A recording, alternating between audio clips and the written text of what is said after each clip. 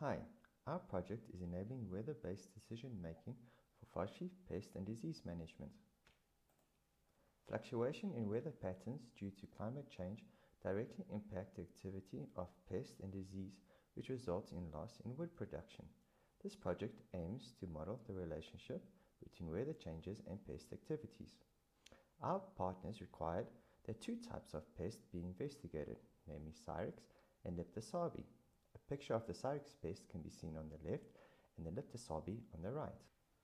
Our partners for this project are the Forestry and Agricultural Biotechnology Institution, also known as FABI, and the Institution of Commercial Forestry Research, who provided us with the data which consisted of the weather station's geographic coordinates, daily rainfall, maximum and minimum temperatures from 1950 to 2019, and the annual survey for both Sirex and Leptocybe.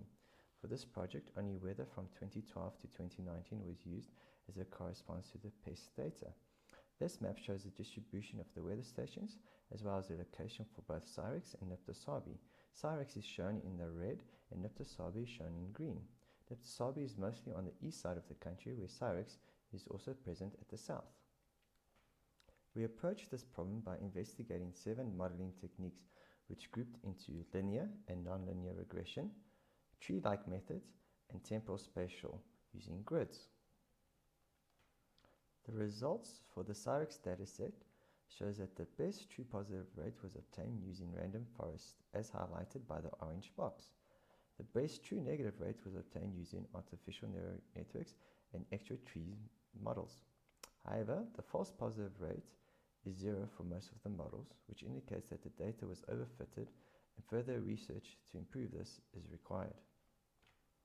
The results for the Leptocybe shows that the best true positive performing model is a support vector machine, as shown by the orange box, and the best true negative model is the fixed grid model, shown by the blue box. Further research is required to improve our results. Possible options could be to investigate different features such as humidity and air quality. Another option would be to further develop the models to use temporal information, as only the fixed grid model used temporal information, which would cause these other models to be able to predict possible future pest activities. Lastly, improving the data limitations that were present, such as the weather station's sparsity over the nation, and also the pest server only having yearly stamps.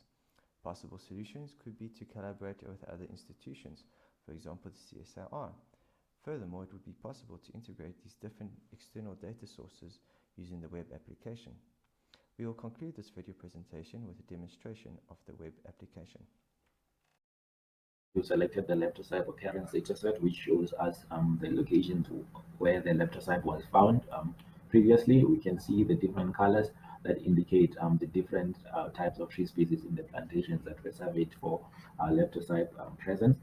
This information is also aggregated here, where we see the different types of tree species distribution over the years.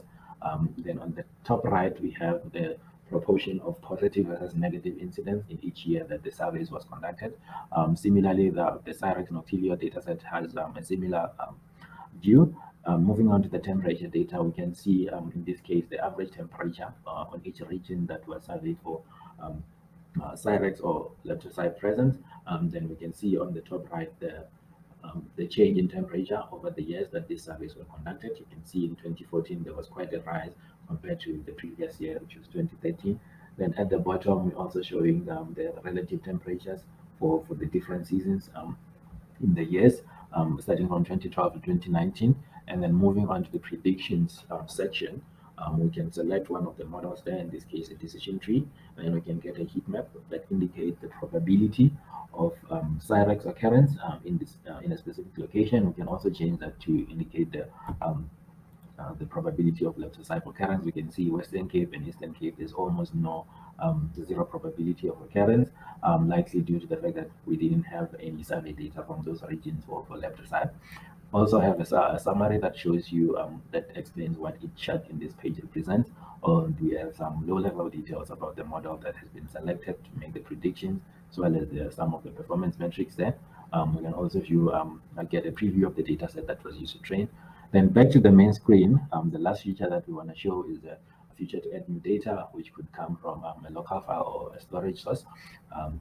In this case, we're adding more with the data, so we can just select either an Excel file or a CSV file from our local directories, and then make sure that the column names on the file, the columns that are shown in the preview, match the expected column names here in the advanced settings. You can also just modify this label so that they match the file that you are submitting, and once you submit, your data will become available for visualization and modification.